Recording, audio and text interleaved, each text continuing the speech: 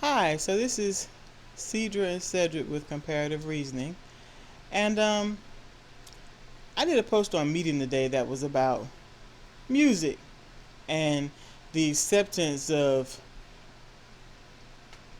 people outside your ethnicity doing your quote unquote music, like a black man or woman doing country music. I'm not going to get into all that, but as an example of how often um, white people will do quote unquote black music, R&B, and hip hop, I used Iggy Azalea. Not to be honest with you, I am not overly familiar with her work, but I have read things written about her and her work. So I listened to a little bit of the song that made her famous, Fancy. And when she started rapping, it really didn't sound like her voice should be coming out of her mouth. The whole video seemed to fit her look, her persona, but not what she was saying. And then I went on to look at, different images of her, and she's got a big old butt. A big old booty like a black girl would have. Kinda. Cedric's extraordinarily picky when it I'm comes to not butts. picky. I'm just saying. And Cedric went on to say, was that butt that made her famous? Yeah. And I can't deny that. I don't have proof that it's true, but I can't deny it. She got a big old butt. She got, long braids, and she's rapping. I'm sure there were a plethora of men across the land who thought that was sexy as hell. Now, the problem I have with that is not that they found her sexy, but that the same thing on black women is viewed as ghetto. Braids are seen as ghetto or hood radish. A big ass on a black woman is she's low quality, she's low class, she's a hoe, she's a prostitute, she ought to be a stripper pole somewhere. It's not overall, celebrated, a black woman having a big ass. And don't let her be fit like, say, Serena Williams, and then she's mannish or ape-like. And so... Shoe on head. Go fuck yourself. It's just... I had to say that because Shoe on Head said the black girl from the female Ghostbusters looked like a gorilla. Oh, okay. Yeah. And then in the re-upload, she had to, they tried to edit that out, but it's hard because it flows so quickly into the previous words. So, just saying. And I used to like Shoe on Head. I don't even know who that is. It's just this girl that works with Greg, the armored skeptic, the guy I just stopped listening to. Oh, okay. Because he was such a bubble-ass dumbass. Okay. In his bubble of whiteness. Okay.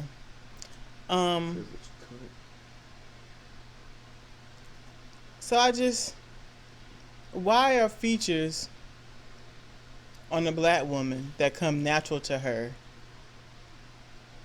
accepted on women who are not black? I just wish I understood it. And white women to get the collagen injection, to get the big pouty thick lips, and get the implants to get bigger ass. And it's acceptable.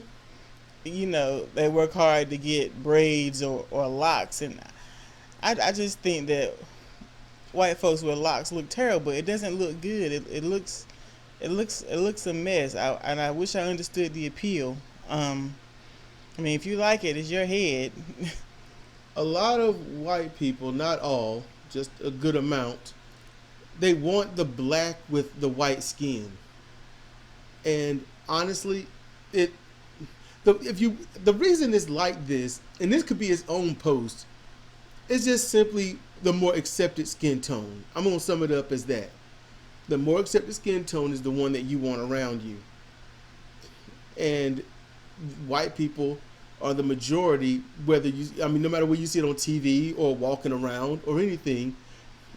And more white people are celebrated, far more white people are celebrated in history than anyone or anything else. So it becomes the form of, this is what you have to aspire to be, And if you see white, that's the face of what you must be inspired to be, then that's what you're going to inspire to be.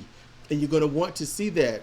My former friend, he was upset by the time he was 14, 15. He was upset that he didn't, he couldn't have blue eyes and blonde hair. Because that's what, he grew up around black people, treating him like shit. Then he gets around white people that don't treat him like shit, and he sees how they're treated with equality and decency, and he was like, if I could just look like them, my life would be better. And so that's what he wanted to be. He wanted to be white real fucking bad. And you've got black people out there that shun each other all the time, don't even think about it, don't even know why. And so when you are around, for religious terms and racist terms, your own kind, stupid ass word, when you're around your own kind and you get treated like shit, then you'd rather look like the other kind that gets treated like gold. So that's usually what happens. And if you get shitted on by both sides, then you have your eyes fully open and you get to see things that others will not, cannot, or absolutely refuse to see. Now, Iggy Azalea, she used to speak, I think some of her rap songs were speaking truth to power. And in doing so, that was, she didn't really get any traction. And she got popular like, underground style. And people started taking notice in, where she was. She went overseas and she did some stuff, the same songs. She came from overseas. No, this is somewhere else. She's already overseas, but she went overseas. Okay. So the government really was like, fuck this girl. And they tried to shut her down. And then she said, talking about doing a tour in the U.S. And people was already kind of like, you need to look at Iggy. Now, initially, people were downing her because they were trying to say she was trying to be black with a big ass. All right? And said she had large breasts, which she don't. She doesn't. Not at all. And her hair was much shorter then. And she had it in goddess braids then. They came down to the nape of her neck. But then when she comes over here, and there's a little traction because look at Iggy Azalea and her ass. Black people's like, look at that shit. I don't have to worry about this black motherfucker next to me. I'm tired of her shit. I want an Iggy type ass. I want that girl. And that comes from the systemic social racism here of people hating themselves. And here, girls with the braids, the long braids, ass, big ass, big thighs, and all that stuff. But basically, black people call thick, always happen to have that fucked up ass attitude, getting loud, whiny as fuck, and talking that shit. And people don't want to be around that. I don't want to be around that. That's what I grew up around. Ain't nobody trying to hear what you got to say. Go on somewhere with your ugly self. Hearing that shit all day long.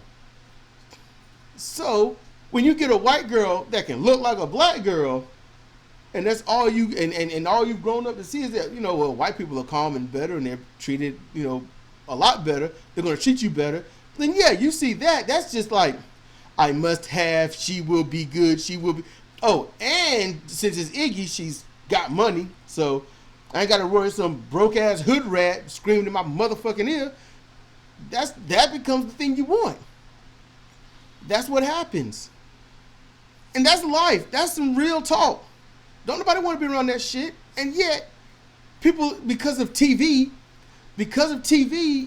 you don't think about the white trailer trash that's doing the exact same shit. Braids or no braids, ass or no ass, and usually no ass. It's the same shit. It's just people. But it's all about what's displayed on TV for everyone to watch, observe, absorb, and then want to have, to just be around that level of emotional, physical, and honestly, earful of safety. You don't want, look, the bills ain't been paid, all right, so what you gonna do? You need to get another job. Or would you rather hear, honey, the bills that we're getting behind, what are we gonna do? Which one would you want to be around? Because that's what's projected on TV. You know? And now, just for black people to be on TV, now you're getting, you know, the Barbies, the black Barbies. And then black people say, that girl ain't black. Like, we haven't seen the last half of the last season so far, Black Lightning, where those girls is like, what the fuck wrong with these girls? You know, damn well that ain't how people act in the hood. What's wrong with their parents? And their parents is worse. You know? And that's, I mean, I'm like, there's some shit that just don't go down. So when you portray black people in one light, when you see black people being black people, and then you show the TV and the black people are acting quote unquote white as fuck, to the black people it's a sellout. To the white people, oh, they're finally acting decent. And nobody knows why anything is the way it is. Nobody knows. Nobody stops to think about it because they're in it or they don't give a damn. And I just told you why it is. You know, it's deeper than that. Oh, it's much deeper. That's what I'm talking about. It's deeper I didn't want to go into the history. I just want to go into what you can tangibly see today. That's what I thought would be best to do that. I thought that would be best. Do you think I was wrong? Do you think I should have gave history? I don't know. I just, you know, there's a stigma, just like it's the stigma and the stereotype of the angry black man. He's a monster. He's going to come and rape all your women. I'm going to find you. Then there's the stereotype of the angry black woman. Okay. Why would they be angry? What do they have to be angry about? What made them angry? Where does it come from? Nobody asked that question. No, we don't care about why you're angry. We don't care why you are what you are. We care that you are what you are. And we'll use that against you ad nauseum to demonize you and your kind.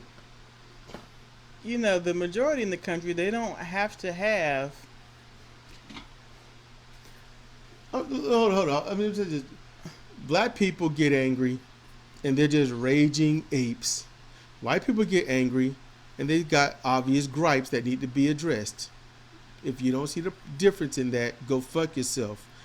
I have no problem with you jumping off of a very high place to a very solid place.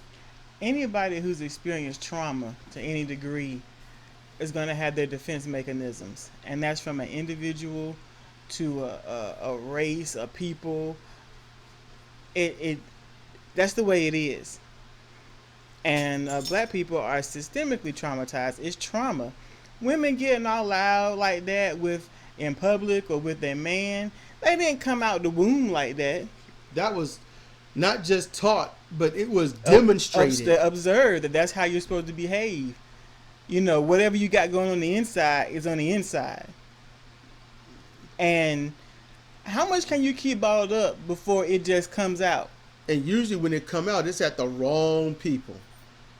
Just like a lot of mass shooters, whatever rage comes out, it's at the wrong time, at the wrong people. And if you are an Islamic person that does the mass shooting, you're just a terrorist, and that's just how your people are. We're lucky that you didn't use a bomb vest or some shit.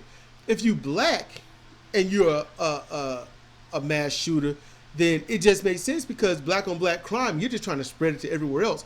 But if you're white and you're a mass shooter, then we don't know what caused what. We're not really going to mention too much. And we know that you're survived by your wife, your kids, and no one expected this from you because it's just, I mean, no one would ever think that you would do something like this. And no one can explain why or what caused it or anything. But investigation's ongoing.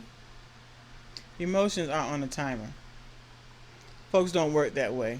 So there isn't going to be opportune time for someone to hit their limit and explode. That's just not how it works. And although people get tired of hearing it, yes, people get triggered. Men, females, all of us, we all get triggered by words, situations.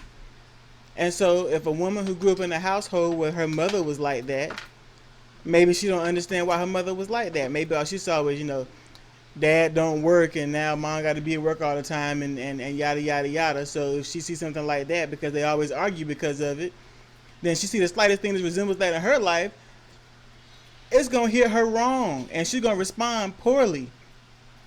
Even if it looks positive, it's a poor response. But then she may not know all the intricacies of what went on between her mother and her father, why he didn't work, what he was going through, because nobody explains shit. Parents and people are so secretive and mind your business. If you can open up about your trauma, you might be able to diminish or eliminate somebody else's. All this shit goes back to a root, and it keeps proliferating, and then it gets ignored, and then all the features, all the creativity that many beings identify as blackness are shunned and shit on. But then when it shows up on someone who's not so black, it's the best thing since sliced bread, and it just pisses me off. Black people can rap, come up with their albums, come up with their own genre and all this other stuff. And then a white person wants to jump in on it, so black people are very accommodating and they find it hype, and they really pretty much parade it around more than the white people do.